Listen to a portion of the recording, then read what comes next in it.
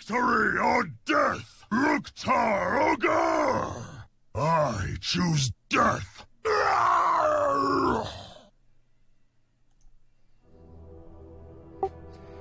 And we're live.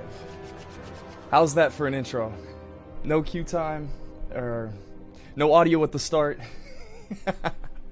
We got a fresh podcast coming at you guys. This is podcast number 2. I think that we're going to transition into Modcast, similar to old school RuneScape, and we're excited to bring you guys like fresh updates, news, talk about what went on this last week, and we got a lot of juicy things to cover today. Without further ado, let me give you guys a sneak peek of some of the topics that we're going to talk about today. Here's the presentation on Google Docs, so if you want to take a look at it now and you have questions queued up near the end, we can do that. Why is everybody lolling me? What's going on? It looks like you got us switched up again. Son. It's all good, brother. Shiza, dude, again. I don't think I've ever done a GMA without something horribly wrong at the very first couple seconds. Alright, here we go. Kargoz and Nomnom.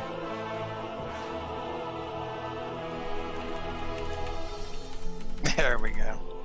Alright, and we got the new community chat bubble, so we got the community hanging out with us. Hopefully you guys have insightful information. We can backlog this and go back to it in the future and see what you guys had to say. So we're looking forward to it. Modcast number 2 coming right up. Let's start off. Nomnom Kargoz, give some introductions on how hardcore's gone for you guys in the past week. And I mean, maybe I could start. So this last week, I lost my 34 mage. You hate to see it. You love to see it, but you hate to see it. Me and Kargoz were going hard in the paint in Scarlet Monastery.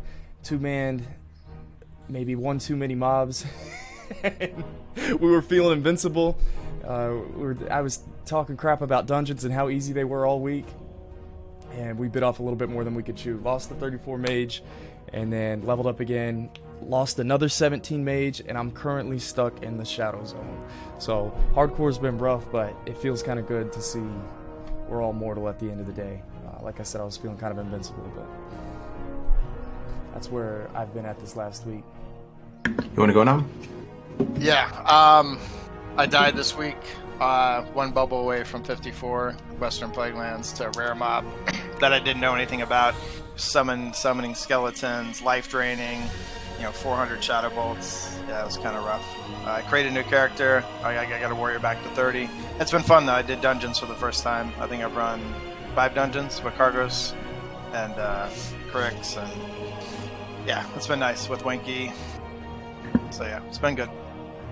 For me, yeah, it's fun doing dungeons. Yeah, it's been first time in hardcore. Yeah, it was a lot of fun. We've run a bunch now at this point. How many have we knocked out now? 4, 5? Yeah, 5? And hopefully we'll keep it going. So pretty much to piggyback off what Gray said, I got traumatized after that SM run with Gray. It's one thing if you're in a 5-man party and somebody dies, it would feel bad. There's something about being in a duo type environment in a dungeon and then your partner dies, just the worst, man. Like, we're in there and I was feeling kind of invincible on Pally. On Pally, you oftentimes do, and it's. I think you said this Nom one time that it really resonated with me. You said like when you're playing a class that can heal, you play the game knowing you have that heal. Like it's hard to play like a warrior and assume you have no heal. So I don't know if that makes sense, but like just the idea that you can heal,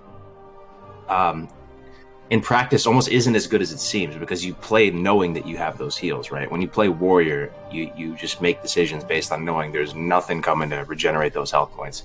So anyway, we go into this dungeon SM and I'm thinking it's going to be a piece of cake. I'm feeling invincible. And then Grays goes down and it was super humbling. Like, damn, this challenge is no joke. He just lost like 2 days playtime or something like that. And after he went down, I just felt like very little motivation to play. Nom died the next day on his 53. Everybody was dropping left and right like flies. I was like, I just need to make another character and try to do some dungeons with him or something. So I made the priest. So there's that. This past week has been good for hardcore in the sense that a bunch of new people in the community, like the Play Classic WoW, are getting involved. I don't know if anybody was watching my stream the other day, but Stay Safe came in there and he was saying, "Yo, I'm excited to do the Duo Cup," and he's a massive streamer. I know High Warlord Stino, who I've known for years now. He's playing hardcore. He's playing right now, and he's loving it. And he just, Arleus, another big brain mage player, he's playing as well, and the list goes on and on. But it's just so nice to see the growth and to see how it's working, And as we talk about these changes today, we got to keep that in mind. Right now, nothing is broken. Everybody's having fun, right? And Sure. 0.01% of attempts, less than 100% actually get 60. So we gotta take that to heart. Yeah, absolutely. Yeah, Kargoz, I thought you quit your Paladin for a while. And I've got like my sub clip. It's of me and Thick Meta dying. We were in a 4-man group. Iron Byron was healing us, and I was tanking, and I felt awful. Somebody dying on the last boss in BFD, and I've got the epic clip of me laughing at him afterwards, and it really came full circle. A couple months later, I was in a duo group, and I was on the receiving end of it. So I mean, it's serious business, man. And I thought you committed suicide on the Paladin, and you were just gonna slash delete right there. Like I kind of was. I was thinking about it, and I tried to actually fight the boss and go straight suicidal with it. Those SM. I think we've all disrespected SM so much over the months with the one pulls and everything that you forget that they can kill you. You go in there. You're so used to killing 100 at the same time that you're like, what's 6? Whatever, man. We'll just pull 6. What's the worst that could happen? Oh, I know. Here, we'll pull this one up. We're going to pull up a death clip in the community and just go over it while we're on the top of the death clips. Kargoz, can you give an introduction to him? What's going on here with this? Oh, yeah. So, guys, the hosting curse is a real thing, guys. Was anybody watching my stream last night? I hosted a guy named Iron Mandaron. Well, his name is Square Time Gaming, but he has a character named Mandaron. Oh, this was Square Time? It's a Square Time. So, just like how I knew instantly, when I first spoke with Nom and just heard his feedback and the way he views things, I was like, damn, this person's legit. Got to get some more support over there ASAP. So I had that same feeling with Square Time Mandaron. I've been wanting, dying to get some hosts over to him, some supports over him. Some support over him because he's really just a nice guy. He reminds me of some my one jolly friend who I had growing up named Jim, who is, I don't know. But anyway, so I hosted him, and I was so happy to host him yesterday. Dropped a couple hundred people on him, and killed his ass again, man. I just straight up sniped him. I feel he tried to solo Stromguard. Yeah, we're looking. There's no way with two viewers you're gonna just go waltzing into Stromguard, trying to take out Otto and Falcon Crest. So he had the most heartbreaking death clip that I've seen in legitimately weeks. Look, he's got every single buff. He's doing the Nomnom strat, full alchemy. Okay. Can you play it with sound? Are you playing it with sound? Yeah, let me turn it up. Okay, let me just shut up, guys. This is heartbreaking, bro. We need a sea of S in the chat for our boy here. Reset for me. Reset. Oh no, listen to him. Reset. Oh, Shiza.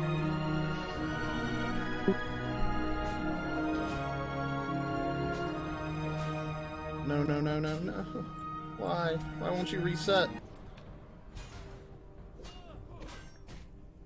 Oh, dear God.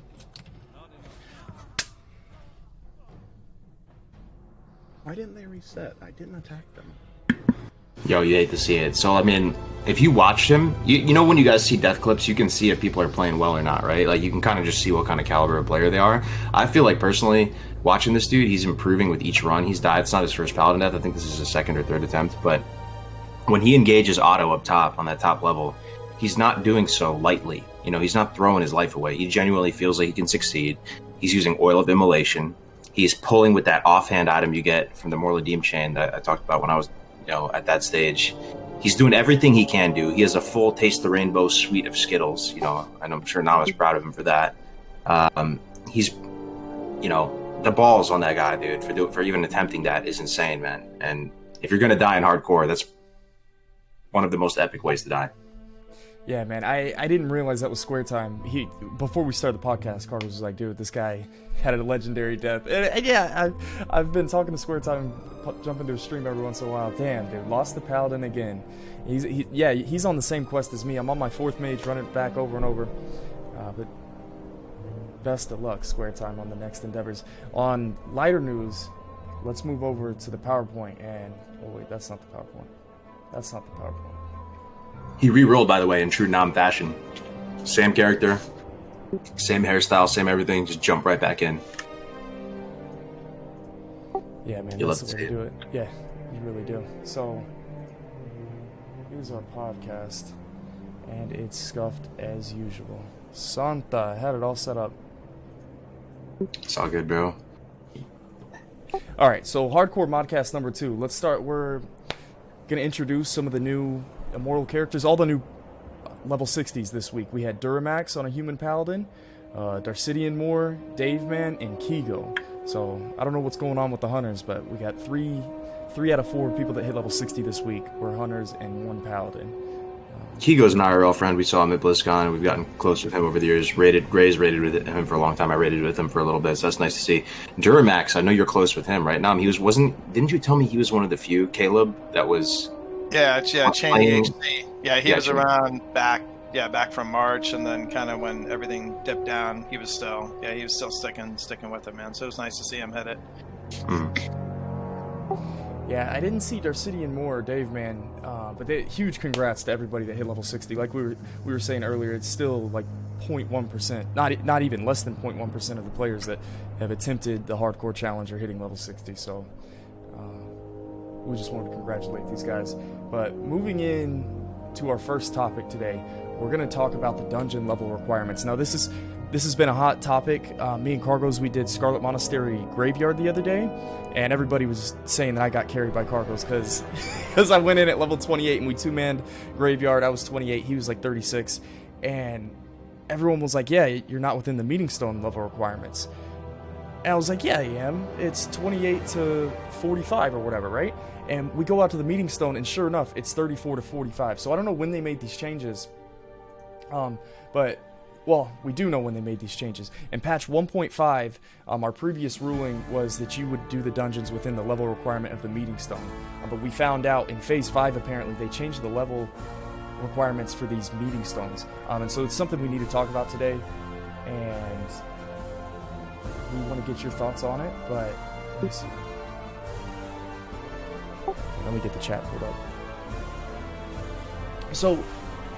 The topic that, like, the point of discussion that we came into is what are we going to do with these dungeon level requirements, and how should we go forward with it? Should we have our own custom max levels? We talked about that last week just to spice things up. Everybody was feeling like the dungeons were too easy in hardcore, and it'd be cool if we had a level cap. I don't know what our custom max level is going to be. Should we have a minimum level requirement at all? And if we were to have our own interface, it would be really neat to see it implemented like into the hardcore add-on with the rule set and dungeon levels. So you could do if you're playing hardcore, you pull up the hardcore add-on, and that's the only way I could see us justifying making our own level requirements, because the Meeting Stone levels are really good. It's easy for everyone to follow and pay attention to. There's really no point of discussion. Just look at the Meeting Stone, and that's the ruling. But what do you guys think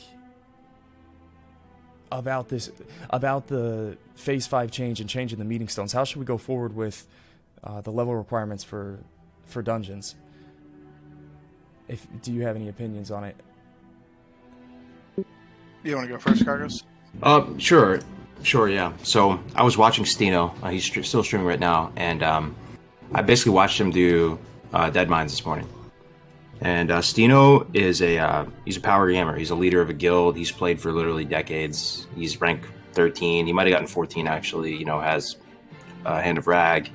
And he was going into this Dead Mines, and he was telling everybody in the group, "Oh my God, guys, we need 20 plus people in the group. I'm gonna go. Let's take 15 minutes to go work on our engineering.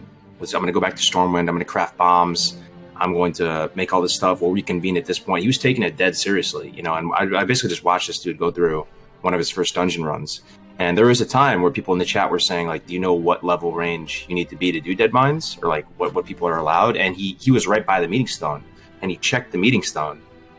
And it was just this moment where I was like, wow, that kind of worked out. He just got to look at the Meeting Stone, and there it was. He didn't have to go tab over to a Discord and look up some custom level range. He just looked at the Meeting Stone, and that was that. And then it had me thinking, the past couple of days, we've been trying to do these dungeon crawls together as a group. Winky, myself, and we haven't been able to just knock out every dungeon in a row because some of the lower range of the meeting stones say you have to be a certain level. But then I kept thinking to myself, was that really so bad? What did that really do? It made us have to, it made us drag the content out longer. We had to do it the next day. You know, is it really all that bad? And then the number one thing that brings me back is that SM is kind of the unique one here, right? That meeting stone range seems pretty scuffed. So like SM is the big dungeon that sticks out because it has so many wings. So I don't know if that helps. Those are my initial thoughts. A part of me wants to just keep it how it is. It's not broken. The pacing feels good. I don't know if anybody's playing hardcore right now, but I have fun playing hardcore right now. Yes, a part of me wishes the dungeons were harder, but at the same time, not everybody is super sweaty and has played the game for a bazillion years. Yeah. So, yeah, a part of me is thinking if it's not broke, don't fix it. What do you guys think? Yeah, having run some dungeons now, and then to your point, we were going to run SFK, right? And you guys were like half a level short, and you know that was a little frustrating. You know, we had to put it off for another day, but I think at the end of the day, if I was just given one solution, I actually would just keep it the same. Like I've gone back and forth, like lowering the upper limit, and you know maybe allowing 3 levels below, or just maybe not having a minimum, but all that requires just more complication, you know. So, Right. but I'm open to other ideas, but just yeah, I'm cool with the custom max level. Like YOLO said, watching over-leveled characters do dungeons is not as entertaining as Lobby's doing it, and that's just the nature of the beast, YOLO. If everybody wants to go in there super safe, and that's how they choose to play, I think they can do that. And like you guys said, don't overcomplicate the max level. One thing. It sounds like I don't have the popular opinion of you guys, and we might put this to a poll. I would really like it if there wasn't a minimum level requirement on all the meeting stones. For like, how does that hurt the hardcore challenge if we were to take away the minimum level? For one, we'd have to have an asterisk next to the Scarlet Monastery meeting stone because it's 34 to 45.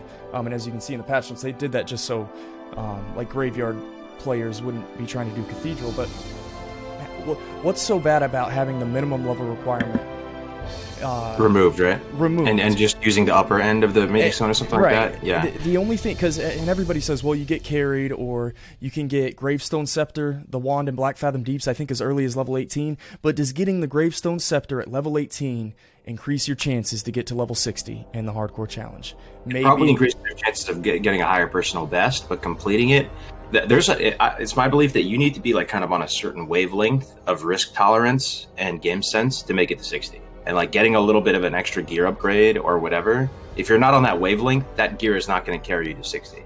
Like you have to put yourself in dangerous situations enough times that you not being on the necessary wavelength will bite you in the butt at some point and you're going to fall over. So that may or may not be true. So the one thing that I would really encourage everybody in the chat to think about, though, is every single thing that we're thinking about here when it comes to the custom double dungeon range, when it comes to minimum, maximum, think about it through the lens of, does this make the game mode more fun to play and more fun to watch? Okay, so I think removing, because that's been our guiding light, and that's what I really do think makes this successful, because it is good stream content. Like, people like to watch it. There's one common goal, and it gets spicier and spicier as you get closer to the finish line. But what you said, Gray, of removing the minimum level, it allows people to challenge themselves further.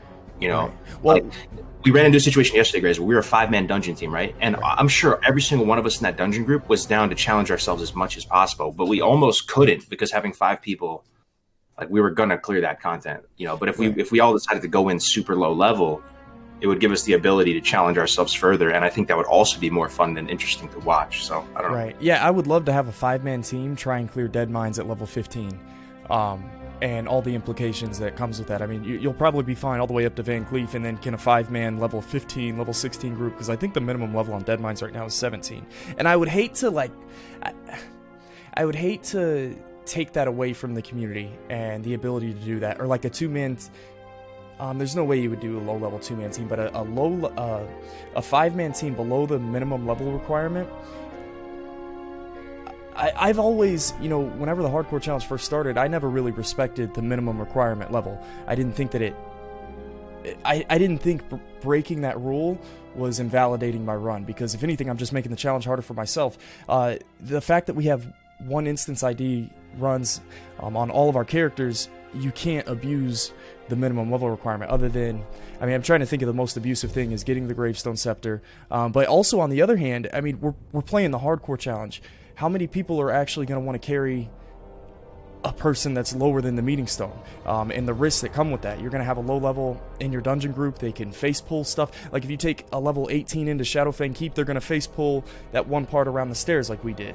And so I feel like there's not enough implications, like bad implications, to justify taking away the fun of seeing new players go in there at a low level and challenge the content. Is my opinion on it. Mexican Tony has a good comment too. Mexican Tony is usually a doomer in my chat, but I like what he has to say right here. He, he's saying that it increases the liquidity for dungeon groups because there's not all the people in the world playing hardcore. If there wasn't any minimum level requirement, you'd have a bigger pool of people to do dungeons with and have more fun with too. So that wasn't even something I was thinking about. But okay, every time you tell someone they can't do something, so there's always going to be a percentage of people that cringe, right, and be like, "Oh my god," and just say, "No, fuck you," right, or whatever. Yeah. So if we structured it so that we just removed the minimum level, you're not telling anybody they can't do anything. So basically where I'm going with this is I think it'd be an easy thing to accept as a community. If they just if there's no more minimum dungeon level requirement, people aren't going to feel like they can't do anything. If anything, it's going to feel like they can do more things, and they may have a disagreement and say like, "Oh man, maybe somebody low level is going to get carried." But at the end of the day, I think the human nature as a response to that wouldn't be that negative. Yeah, that's where I'm leaning towards. I don't know if we should put it to a vote right now, or just maybe talk about it the rest of this week and maybe implement it next week. But it seems like everybody, for the most part, is cool with that as well. I don't really see any objections to removing the minimum level requirement. Yeah, we could do a straw poll. Oh, sorry, not more. No. I was saying, yeah, I agree with that. Plus, it may make for some really cool death clips at the end of the day. Well, like, pulling the entire boat, because you're bringing a level 16 with you to Dead Mines. So. Yeah, I mean, the number one thing we need is a max level requirement, though, right? Because one of the main reasons why we even have this to begin with this any kind of dungeon level requirement, is to basically stop, boosting from 60s. Like just bringing in one of your 60 hardcores or something and boosting. You could just, you see what I'm saying? Like that would feel bad, right? To have a 60 go in there and boost people. So having the max level is more important than the minimum level. I think we could. I agree. All agree on that. I agree, and it just opens up, as you said, it opens up the amount of people that can run a dungeon, right? So, for the sake of argument, though, guys, let's think about this, guys. Let me see what your feedback is. What if we did Nom's idea, guys, of the max level being the boss level? Hey, you know what, Kargoz? Not to cut you off, I kind of want to regress from it. I don't think people hit like the forums or the Discord and stuff enough to be aware of that change. That's why I think just removing the minimum just makes it easier. I just think we're going to run into an issue where, say they see the meeting stone's 26, Van Cleef's 23, they go in at 25, now we have to invalidate a run. So while I like the idea, we have to look at it in the context of like reality, Mm-hmm. So. Okay. So I guess I kind of I'm going back on what I said. I think what we kind of come up with now might be the best solution. Yeah, I think like we brought up last time, though, if there was somehow that we ever had seasons, it would be really neat to see that kind of content. What was the next? Yeah. So let's finish up the straw poll if you guys want to vote on whether or not we should move the minimum level requirement, and we'll move past this. But that rolls us into the next topic that we're going to talk about, is the event board, and so let's see. It's a 25% of people want the minimum level requirement. Okay. It's more than I thought. I wish I would know why. Yeah, and if you do want to keep the minimum level requirement, like some people voice it. Music too loud. Let me turn it down. Yeah, it's going up. So the The argument is people really just don't want a level 18 to get a Gravestone Scepter. Because you're not getting ridiculous XP. If you're in at 18 or if you're below the meaning stone requirement, first of all, you're not going to be able to get a lot of the quests. Second of all, I mean, the XP in a dungeon, if you're doing a one-off dungeon and it's not like some optimized spell cleave or melee cleave, you're not getting some tremendous amount of XP out of it. Like it's a drop in the bucket. So from my perspective, it seems like I don't want a level 18 priest to get Gravestone Scepter. I don't want a level 18 warrior to get a Staff of Westfall. Or I don't want someone to get their Crescent Staff at too low level. Yeah, Alch Magician said, I want any group that forms to be ready for the content. I don't want to get a group together and then realize too late that nobody's high enough level for me to feel comfortable. I mean, you get to choose the group. Like, you can tell if somebody's below the minimum level requirement. The minimum level for these dungeons is pretty respectable. Like 17 on Dead Mines, Van Cleef is what, like a 22 elite? And if you go in there with 4 or 5 level 17s in a hardcore environment, like you're going into a dungeon, everybody, I don't know. So, yeah, I mean, immediately, I mean, what you guys think on this too. I mean, 100% chat, like, feel free to disagree with all this stuff. We're all just equals here talking about this. But, like, a part of me thinks if 33% of the people want to keep it, that's too high. Like, I don't know if you want to make a change with a third of the community wanting to keep something. I feel like it would have to be closer to 80-20 or, even 90-10 or something, or 80, like everyone has to kind of, it has to be like overwhelmingly on the same page, right? A third is, yeah, it's not enough. Some people are saying they voted wrong. Maybe we can do another post in the future and talk about this on other streams and like compare polls possibly. Oh, Square Time is saying OSRS, they do 85 to 90% vote to make a change. That they're a big brand, so they kind of do it like this, huh? The thing is, the change doesn't affect that 30%. It's true, but then you're basically saying, I know better than other people. And I would rather just be at peace with my fellow brothers and sisters playing this game mode where, like, we're not inciting drama and people are like, okay, we're on the same page. Maybe it takes another 3 months for people to get there. Sure. Maybe 3 months down the road, like, hardcore's been out for longer. We have more level 60s. People have more of a taste of the pacing of the journey to 60, and they're like, okay, maybe I'll change my mind. Okay. Well, yeah, maybe we'll just have to hit this topic some other time. Well, that's fine. I'll do this. I'll do this poll on my stream too, man. I mean, yeah. and Nom, if you could do it on yours, and pretty much all of you guys watching right now, if you could do it on yours, I would be curious how long OSRS waits before they make a decision. Is it like a month or something, or? Right. Yeah, we'll post it in the Discord, and Kargoz will post it in his stream with more people, and that'll give us a better feel. Because we do have a small pool that are watching right now. All right, well, let's get off that topic. Let's move into the next topic of discussion. We're thinking about event boards.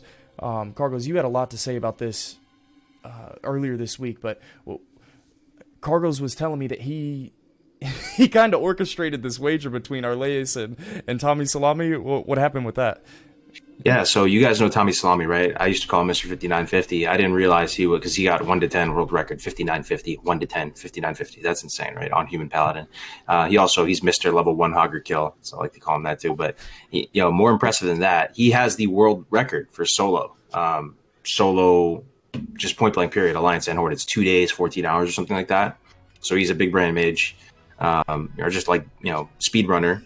And Arleus, who's known for his amazing one pulls and doing all this crazy shenanigans on mage, they're both really good mages, and they're both playing the hardcore challenge, and they're both right around the same level. I think Tommy was 15 and Arleus is 14. And I think you're a showman, Grays. Like, when you killed the Devil Sword, when you killed King Bang, you're like literally proving that type of content can work, and people like to watch it, and sure, it's entertaining and stuff. So basically having more of that type of stuff, a Graysfordays style type events. And sure, I was thinking to myself, man, these two mages, they're trying to get to 60.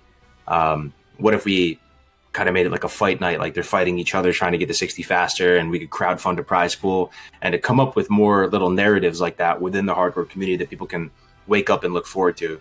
and say like, oh, I got to check in on the mage race. I got to check in on if Nomnom can avenge his, the level 50, kill that elite again. Maybe he's going to try to plan it out and go for the kill at the same level. Sure. Yeah. I think having an event board would be really beneficial for the community. So me and Chicken Basket, like, we were planning on Monday or Tuesday of this week to 2-man dead mines on 2 mages at level 24. We might do 26 since it's the max level. We were thinking it was 24 originally, but me and Chicken Basket have this narrative that we're creating, and we need a place to broadcast it to everybody. And a lot of you guys have that as well. Like in your hardcore runs, I'm sure you're trying to pull off some crazy highlight, and it would be cool to be able to go to a place where everybody's events were highlighted possibly. And so I'm just thinking in a world where maybe we have a Google Doc slide that a couple of, like, all the mods could update at certain times, and you could post like, me and Chicken Basket, this Friday we're going to 2-man dead mines at this time, here's our Twitch links on 2 mages, and then we can update it and take it down. I don't know what you guys think about an event board. What else could we do? Kargoz was talking about having a Motkara character, and so he could say, I'm running a warlock right now. Anybody at my level can duel me at any time, and that would be on the event board as well. And everybody else's runs in the community would be broadcasted there. I'm trying to think of the potential of the event board. I think it's smart, man. It's this type of thing that, we're just a small little tiny sub community of a community, and Brandung is our webmaster. He runs the site, and it's the type of thing that I hope he'd be down for it. We're kind of in his hands there if he's going to put that on the website, but I think it'd be great, if there's some way people could promote their streams too. And that would create an incentive, because, streaming is a big part of this, right? Making stream content, and people who have never streamed before are starting to stream and enjoy it. It's kind of the lifeblood of hardcore. People are always hanging out in each other's streams. So the incentives would be aligned if people are trying to grow their stream and get more people supporting them and all that, to post on this event board. So the incentive would be aligned for them to try to do really spicy content. And that seems like a really good recipe for success. If we can find a way to make it compelling enough where people will risk their one life to do crazy stuff. Yeah, I think it would be beneficial. Also, I'm thinking about the handful of level 60s that have hit level 60 recently, and they can post that somewhere, and so the community can be updated on it. Like, some of us, even as the mods, didn't realize some of these guys are hitting level 60, and I would love to know, if somebody has something planned for their level 60 ding, or they're going to ding at this point, at this time. It would be neat to be able to post that there and see their Twitch handle. Absolutely. Justino with the raid. We were just talking about Justino. Thank you so much. Welcome, ballers. We're so glad that you're in the community, man. Like, yeah, absolutely. No, yeah. Ballers rise up. Hell yes, Dino. Thanks, man. So we're doing this is our second episode of the Modcast, and we're just going over some of the changes and trying to continue to grow the community and keep hardcore fresh and new. But yeah, an event board. I think that in the near future, we're gonna have like a Google Doc. You can post your event to a mod, and the mod will update it in the event board. And so I think hopefully by next week we'll be able to broadcast that to everybody. And that'll be something to look forward to. Yeah, absolutely. I mean, does anybody not want an event board? Doesn't that just seem like a purely good thing? Or are we missing something? I think it's great. Just even with simple things, when someone's high level and they're getting close to 60, that way people can tune in, and then just everything from the Makara, or just any sort of special challenge, like when Grays, took down Bang, all that's positive. So I think it'd be nice to just kind of see what's going on for the week, and then that way you can maybe tune into somebody you've never seen before, and I think it'd be really great for the community. Yeah. Brings people together. You can put the cups on there too, Grace, right? So people can know like when they're planned or whatever. Mm-hmm. Yeah, we can do cups. So this also gives us the ability to do more community events. We could even do like a small weekend thing, and Kargoz doesn't have to necessarily orchestrate it. I don't know who would do it, but we could do like a Friday night. Everybody start at 5 p.m. on a Friday, and who can clear dead mines first. And so the event board gives us the flexibility to be able to pull something off like that. So, man. For sure. That'd be great. Yeah. I think it would just put that. A lot of people don't think that they could pull that off right now, right? Like Oz is here, Square Time's here. Like, these people are valued members of the community, but they may not realize that if they wanted to start something like that or do a little competition, a lot of us would be down, to support or whatever. So maybe this event board will encourage just the idea of doing an event and feeling like people would participate and stuff. So that's a great idea. That's a big brain Graysfordays idea right there. All right, so we'll look out for the event board next week. Next thing I want to go into is like a frequently asked questions, and maybe you guys, maybe this is your time to shine. But we need to get an FAQ written out like yesterday. So hopefully by next week we'll have a fleshed out frequently asked question. But if I can get your guys' input on this real briefly, some of the areas that I think about all the time are dungeon runs, disconnects and recordings, and then dual leveling. So dungeon runs. Whenever people, like, I answered a question yesterday. Somebody asked, what do we do about the quest items and stockades if we don't kill enough by the time we kill all the mobs? Like, I told him, well, you can kill the respawns. He's like, oh, we can kill the respawns. The rule of thumb is you have one instance ID per character. And so you keep it simple. You start with that. You have one instance ID. And I guess you can exploit that as much as you want, but that's really where whenever we're making rulings and stuff, that's what it's based off of. But all the time I hear, can I share dungeon quests? Can I kill respawns inside of the dungeon? There's nobody stopping you from farming respawns for a 24-hour gaming session in one instance ID. You can exploit that as far as you possibly could, but I don't think that it's game breaking. So we're not encouraging it, right? But I mean, technically, people can, with one instance ID, it would be, you could sit there and farm stockades respawns over and over, but the XP per hour would be bad. And yeah, I mean, here's another thing to build off that too. And I get this every single time that we group and head to a dungeon. People say, aren't you not allowed to group up in the open world? And I was thinking about it, like, I see what they mean, as far as, we were running to SFK yesterday, right?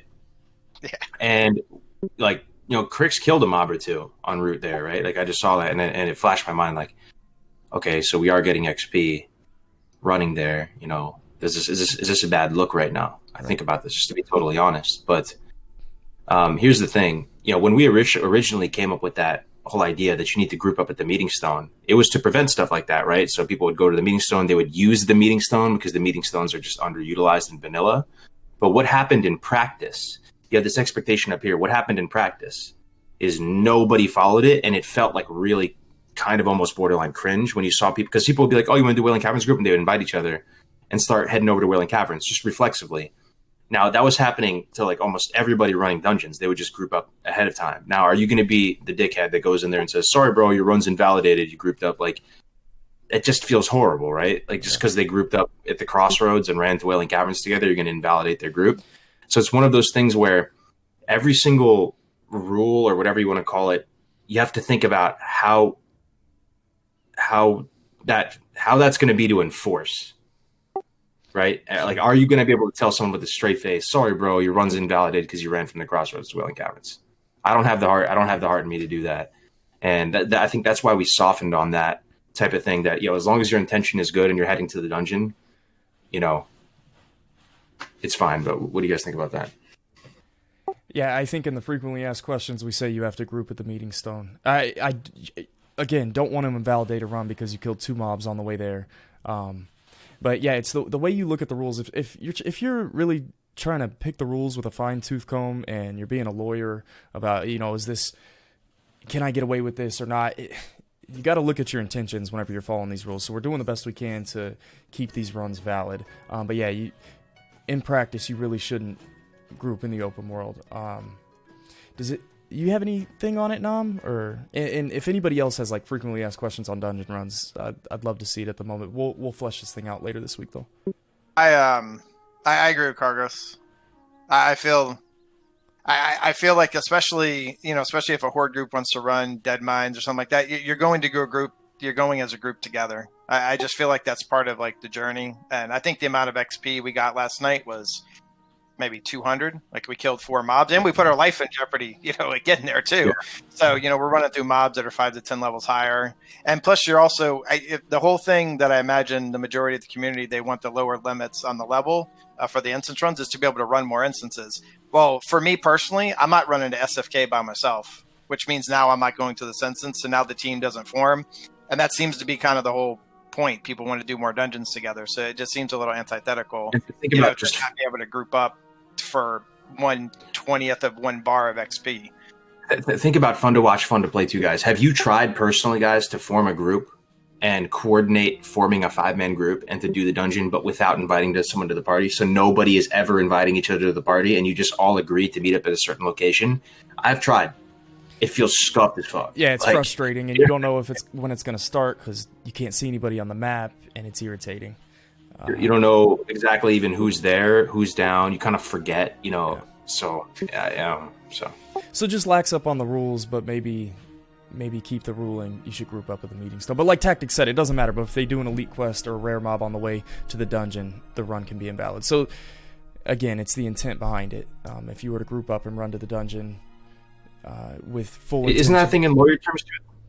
Call it mens rea, like your intent is always like it's different, like how it's viewed in the law, whether your intent was malicious or innocent. Yeah, that is a term, yeah, mens rea. So anyways, we'll get a frequently asked question. We'll get an FAQ done this week and everybody's always asking these questions, and it would be nice to not have to answer them or just point them to a mod. Hopefully, you can just say, "Look at the FAQ," and if that doesn't answer your question, then ask a mod. So we'll have this done by next week. Disconnects and recording. This is something I want to touch real quick. The way we do disconnects and recordings, whenever somebody gets a DC, they send it to a mod, and then the mod posts it, and we have a channel in Discord for all the mods. The community can't see it, but we'll post the death clip in question in there, and we'll come up with a ruling as a mod team. And so that's how the DC clips or the DC deaths get confirmed or not. But I just want to tell you guys, if you're waiting on an answer for an hour or two, or you want to continue your run, 9 times out of 10 we confirm the DC deaths. Unless, like, most of the time I'll get DC deaths, and just from my perspective, it's like, okay, yeah, obviously you disconnected, obviously you weren't in danger, it was a solo pull, or maybe it was a 2 pull, but right before you started the pull, you disconnected, and so you validate the run. It's pretty simple to follow. The only instance I could think of you invalidating a DC run is if I'm in the middle of like a 3-man pull, and I'm on my mage and I'm AoE pulling everything, and if I didn't disconnect, I still would have pulled it off, but I disconnect mid-fight and I die. An instance like that, we're probably gonna terminate the run. I denied my first guy, by the way. Guys, chat, I want to share this with you. I actually had for the first time, said somebody's run is invalid. It's horrible, and I'll give you the situation, what happened, and feel free to say if you think I handled it wrong, because I always think maybe this guy's gonna make some crazy Reddit post and it's gonna look bad on the hardcore community. Every part of me is rooting for everybody to succeed, and you don't want to, but this is what happened pretty much. This guy's in the wetlands. He's by the Dragon Maws, that area with the catapults. And there's like this area where there's a boss. I'm sure, Nam, this is an Alliance leveling expert. There's like a boss of the catapult guys, of the Dragon Maw clan. You have to go through this little corridor. Yeah, there's like 7 casters. Yeah, it's like the murder row there. Yeah. So this guy's playing, and I don't think he's a warrior. I forgot what class. He might be a paladin or something, but he's at 50% health.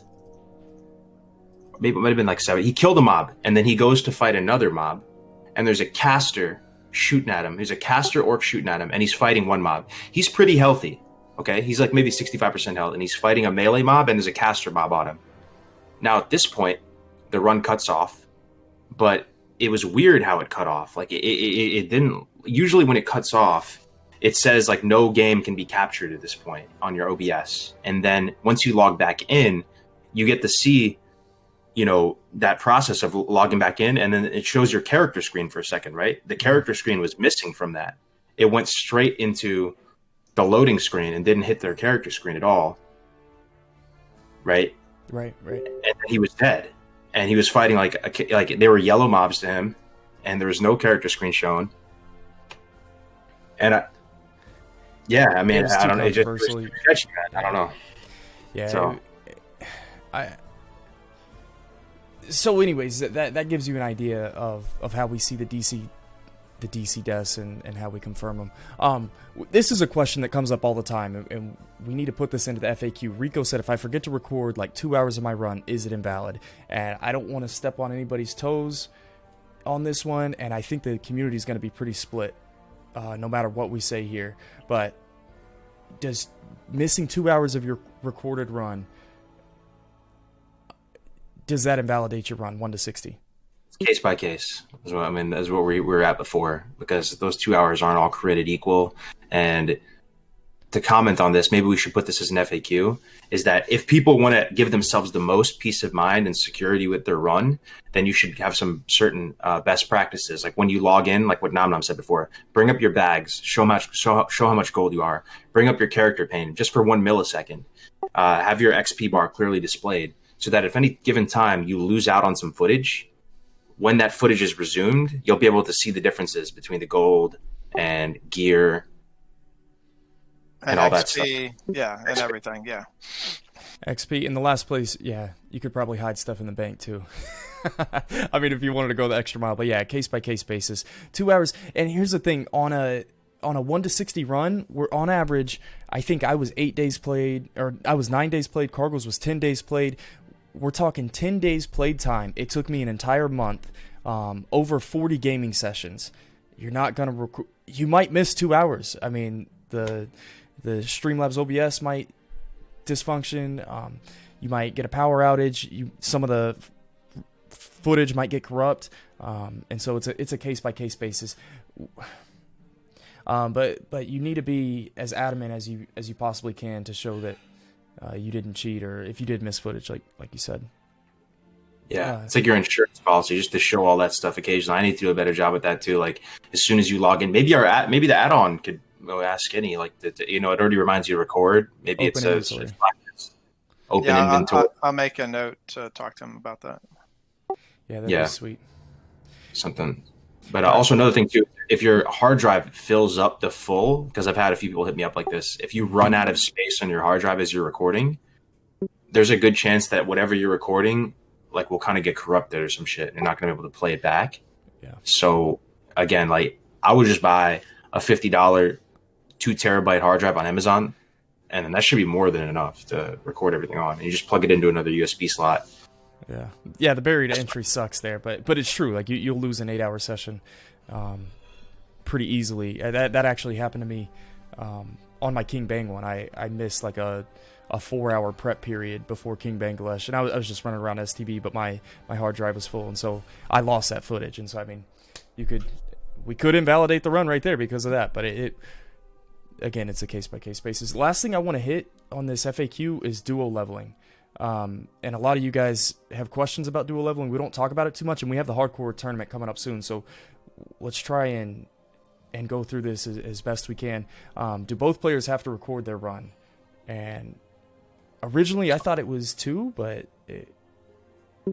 so I'm not 100% super, going to bat for either direction here, but one thing that I thought was kind of cool is that if one player couldn't record their run for whatever reason, and like they just have a potato computer, bad internet, don't have the time, whatever, this is still at least one way they can participate in the hardcore stuff, is if they could pair together with somebody. Because I know a few people, like for example, that just play on laptops, and their laptops are kind of crappy, and they're like just don't have all the money in the world to go buy another one, and their internet's kind of crappy too, but they love hardcore, they want to participate. They could partner up with somebody who has a little bit better of a system, and they can still participate and be validated, because you're assuming that these duos are together all the time, right? So that's the reason why only one would have to record. Now, this is where it gets complicated.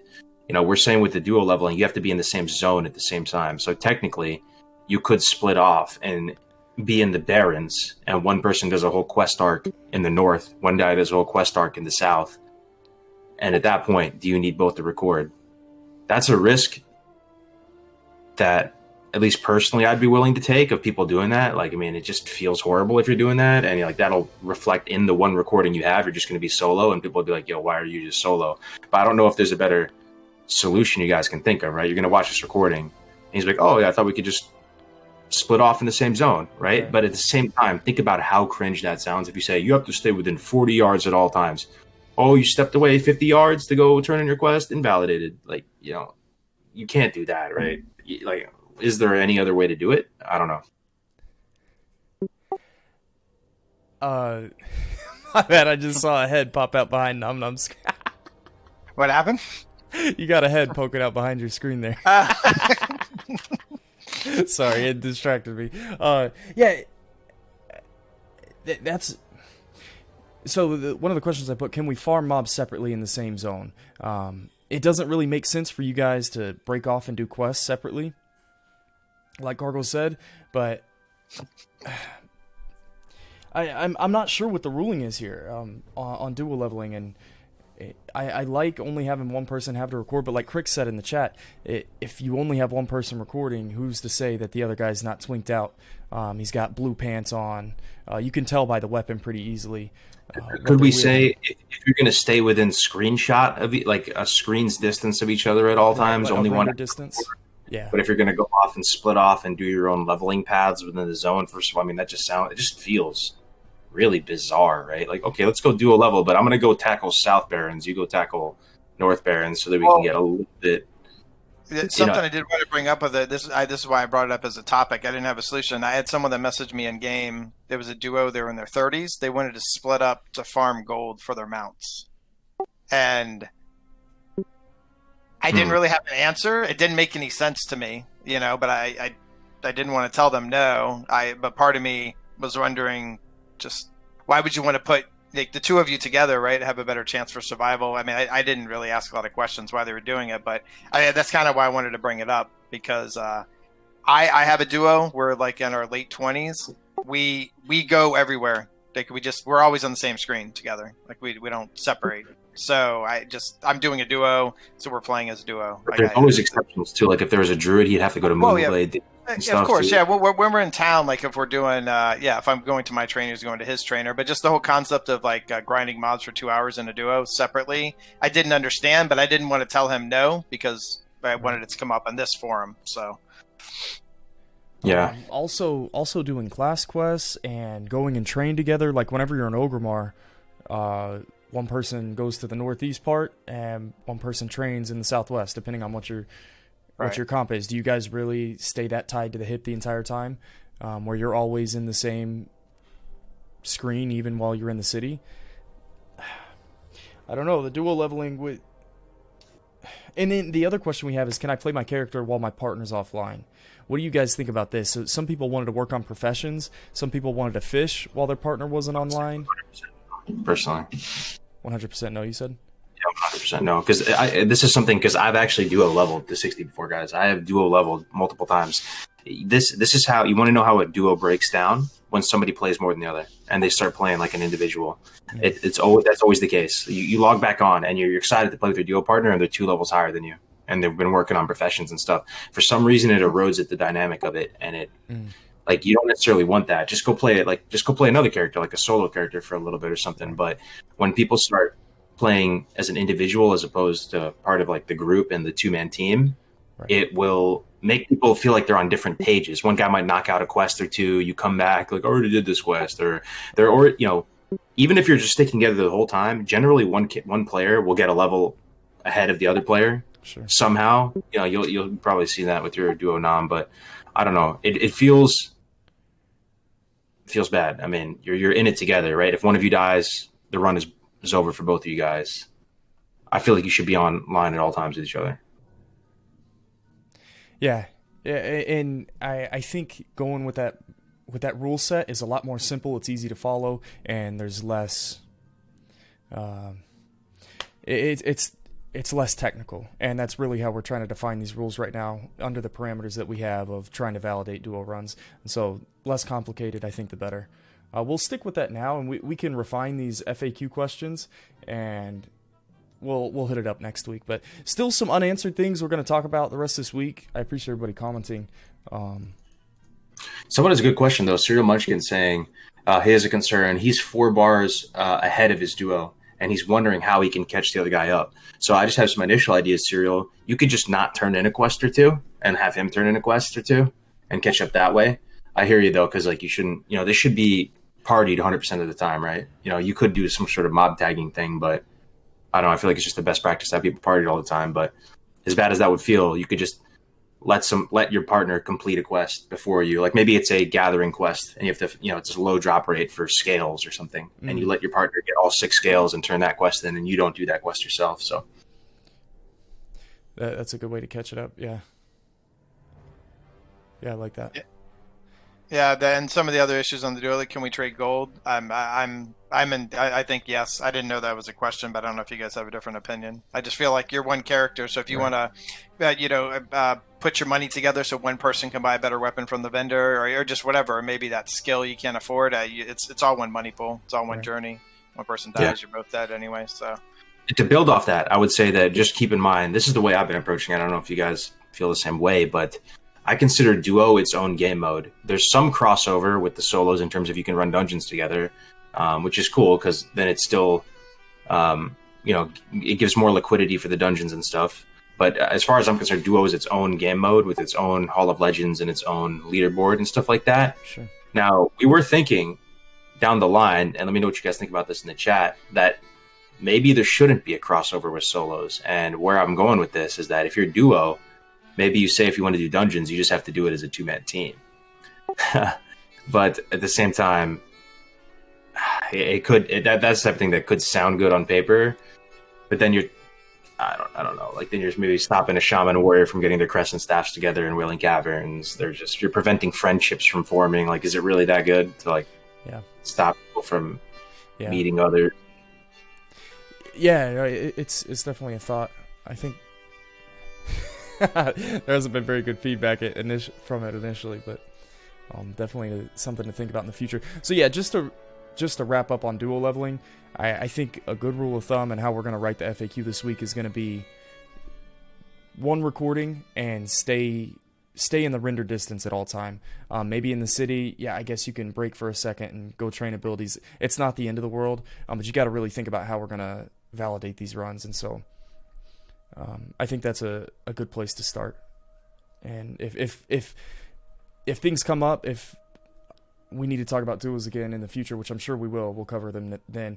One of the last topics I want to move into is the Hardcore Community Cup on September 26th. So we're going to kind of piggyback off of the dual leveling talk right now. If anybody has any technical questions in preparation for this tournament, because I know a lot of people are going to be trying to gain every single advantage that they can, and there's a couple... Like, one thing I can think of right now is rested XP. If somebody makes their character right now, and I think our ruling at the moment is you have to start the tournament with 0 XP. So you can't go run into the inn and get double rested XP, or like 4 times the amount of rested XP. But I think you can get up to 1 level right now. Does that invalidate somebody's run in this Hardcore Community Cup? No way to stop rested. People want their names, just signed up for names. It was something that we crossed with the other ones. Like, the thing is, rested XP from level 1 to level 2 is a lot different from rested XP from level 15 to 16. Like, it will save you like a minute or 2 minutes or something, because you level up so fast, right, in these early levels. And because there's no way to really stop people from getting any rested XP, right? Some people confuse it and make their character ahead of the time, that you just want to keep it simple, right? If you want to be big brain enough to create your characters right now and sit them in the starting zone, and get the full 2 levels of, from 1 to 3 of rested, right. Good for you, man. Like, and I mean, you're going to leave a bad taste in people's mouths if you win and you started with 2 bars of rested XP, or 2 levels of rested XP. You will. It'll be talked about, and so, I mean, you can do whatever you want, but like you said, you can't really stop people from getting 1 or 2 bars of rested. Yeah, that's how we've been doing. Some people saying you should create it on sign-in, but at the same time, that could be a stressful process for people. They're trying to get their name again, or every time you make a new character, you're gonna have to redo the UI. Now, if some people are big brain enough to, have the UI set up, then delete the character, then remake it. But I don't know, man. There's a lot of people who don't know that too, right? And like, they're just gonna be signing in, messing with their UI. I don't see it as Yeah, the UI thing is a big deal. Like, a lot of people want to. That's why you don't just log in right at tournament start, because you want to get your action bars set up and everything else. But so, does anyone have any questions about some of the rules going into this duel tournament? I'm trying to look at them right now. I have some questions for the chat, and how do we pull this off, guys? Like, I feel like there's 200 people here. The people watching this right now are like the OGs who have been here from the start and care about this stuff, right? We're about to go into this cup with some big streamers with thousands of people watching them. And, you know, we're going to have a huge influx of every type of person into the Discord in a couple days here. You know, it's only, 18 days away.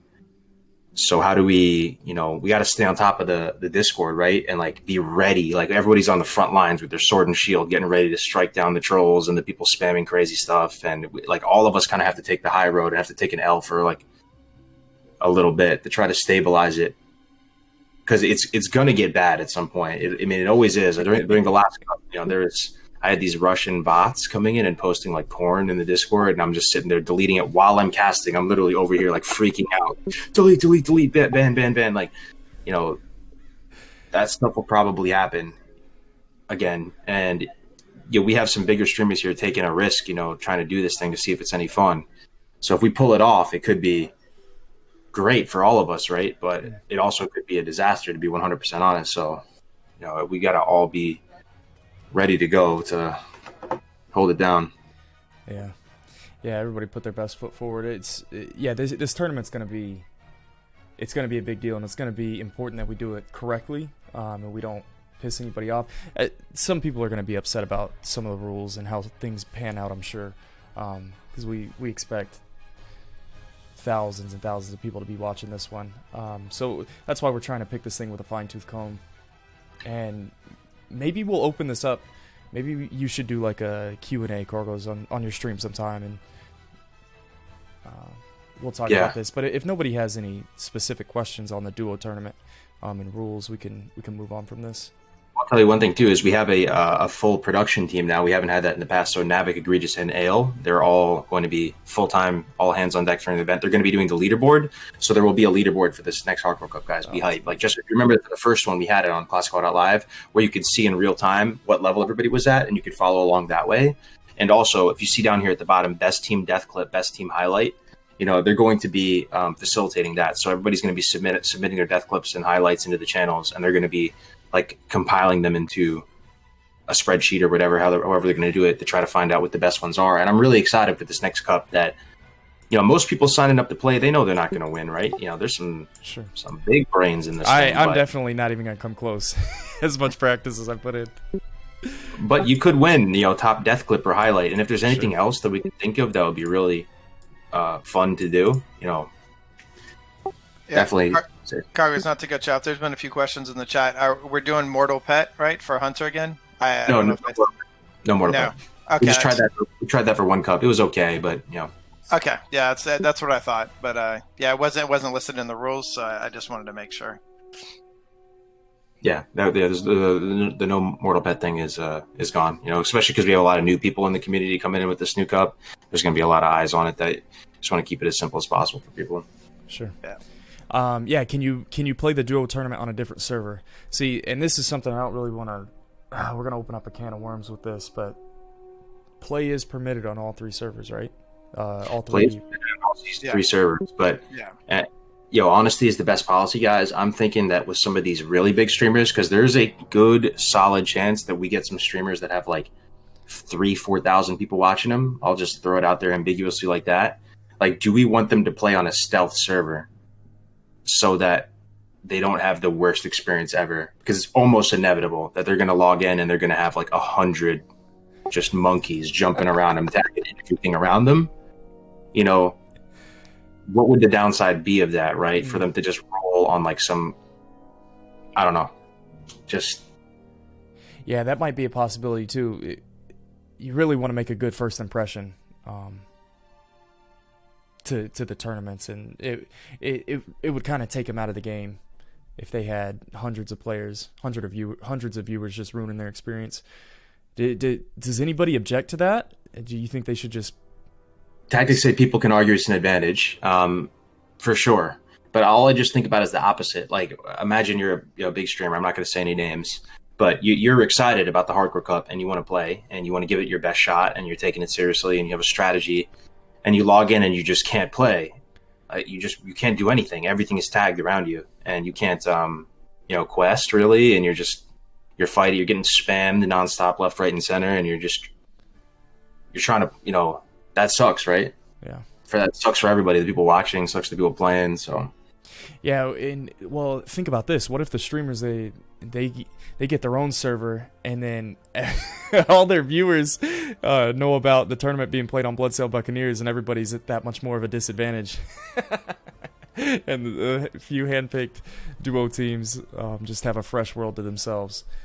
It's something we got to consider.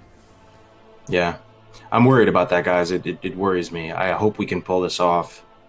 Bloodsail is an amazing server, and I'm not sure if anybody plays on the EU or the Remulo servers. Maybe it's just all RPPVE servers, but Bloodsail is something special that's even allowed us to have the amount of fun that we've been doing right now. Like 99% of people on Bloodsail are supportive and cool and don't grief the hardcore people, right? And it's amazing, but does that scale? So I'd like to see everybody in the same environment. I really don't want a lot of different people participating on different servers, because there can be an advantage, a smoother questing experience and faster leveling.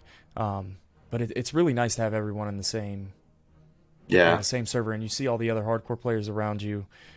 I don't know. Maybe it's something we circle back to on the next podcast. Yeah. I think this is I think it's a layered question. Yeah. Sure. We'll talk about it all week and keep the conversations going in the streams, and hopefully we can all come to a consensus next week or something.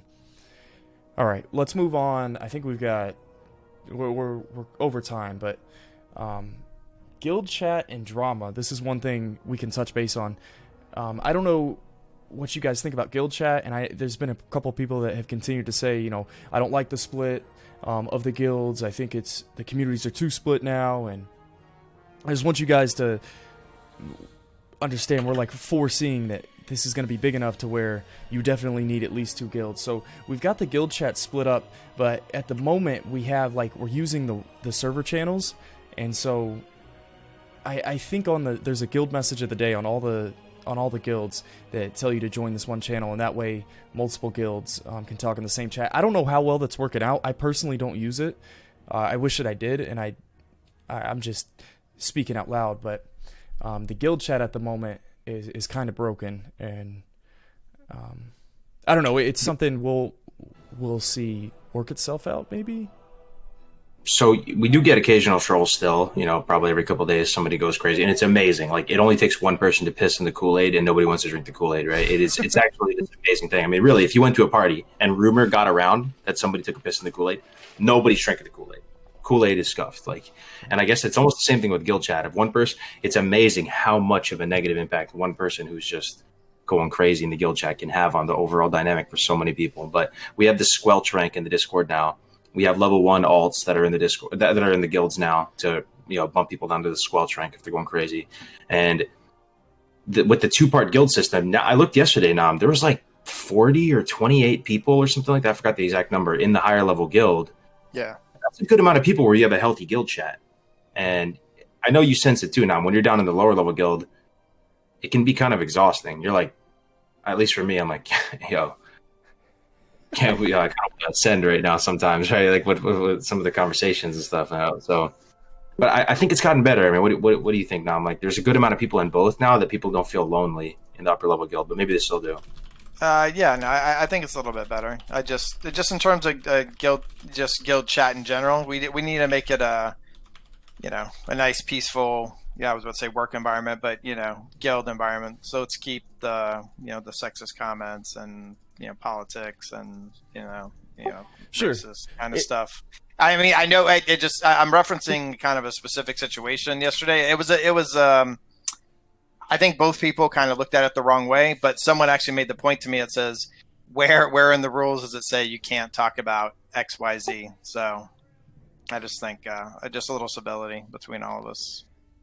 Yeah. And the thing is, maybe I can give you guys an answer.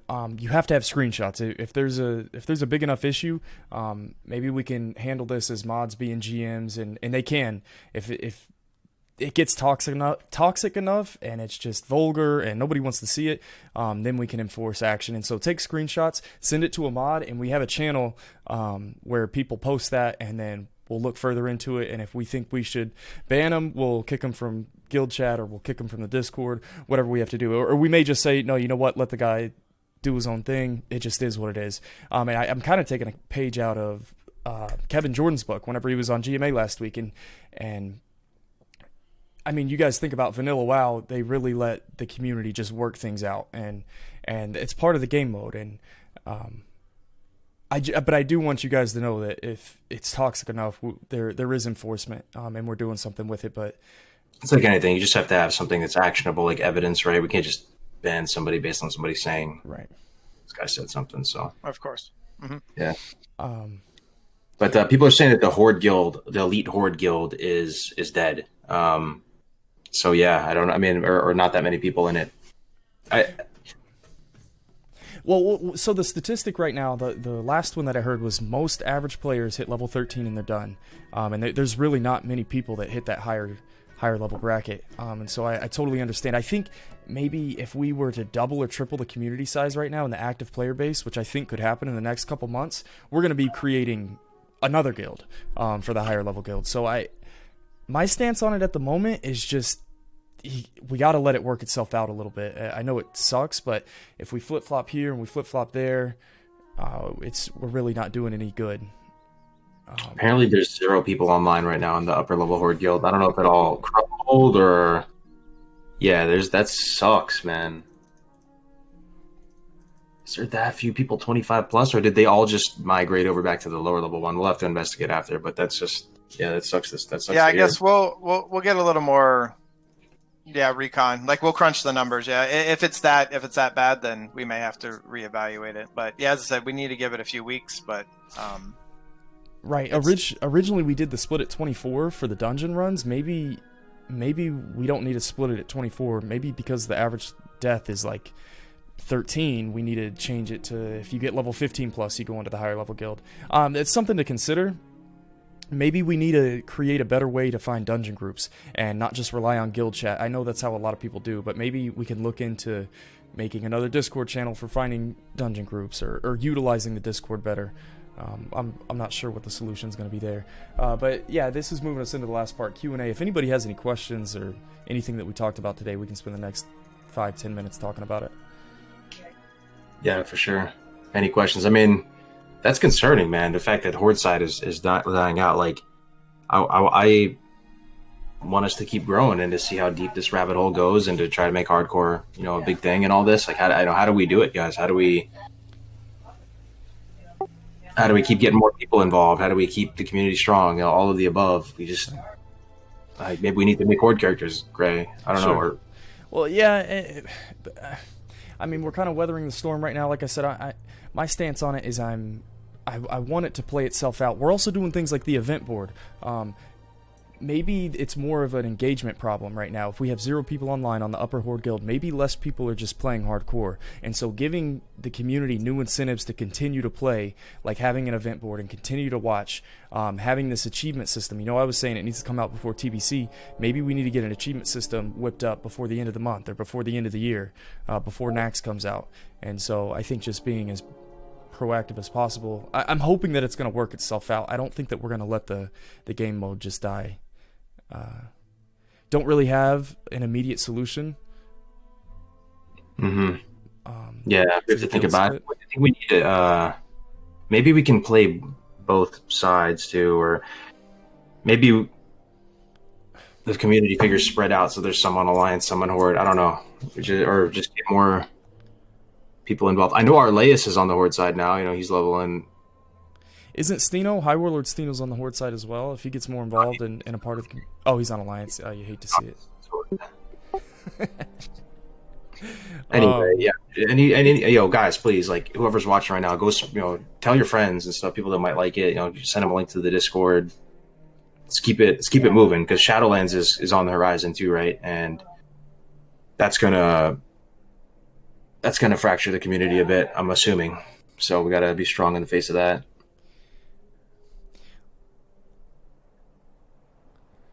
All right. Any final words?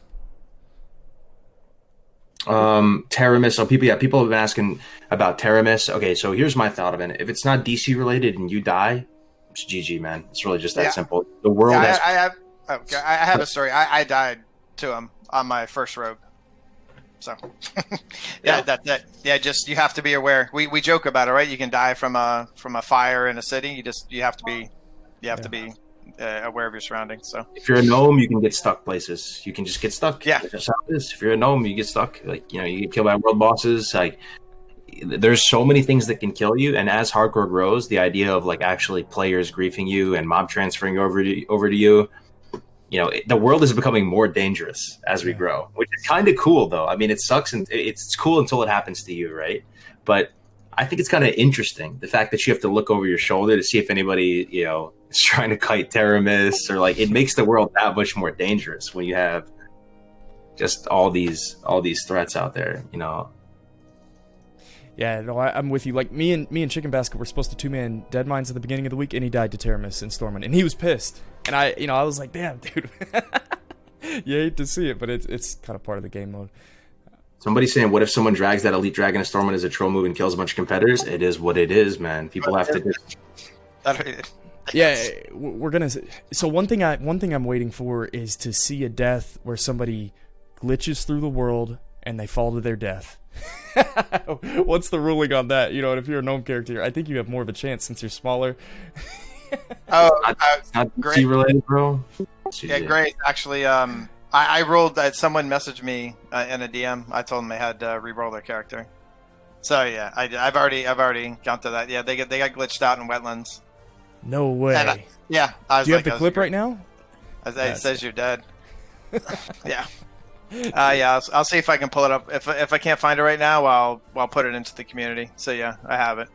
Yeah, it was like that poor druid that ported to Moonglade with the Phantasm Right. stuff in the AQ event. Yeah, exactly. Yeah, we can get some juicy death clips recently though. Like, Yeah, this is Static's death in Tenaris. that No, is insane. That is insane. Yeah, but I mean, there's a downside for the Oni buff too, right? So people are talking about Teramis getting cut at the Stormwind. If you go to Stormwind now, like, you have to be almost kind of assuming there's going to be a Teramis there. I would actually just advise that. Assume Teramis is a Stormwind at all times when you're there. Assume Sewer Beast is up. And if you're getting the Oni buff, I would stand in like a really unpopulated area. And a part of me thinks it's kind of cool that that's a very real threat.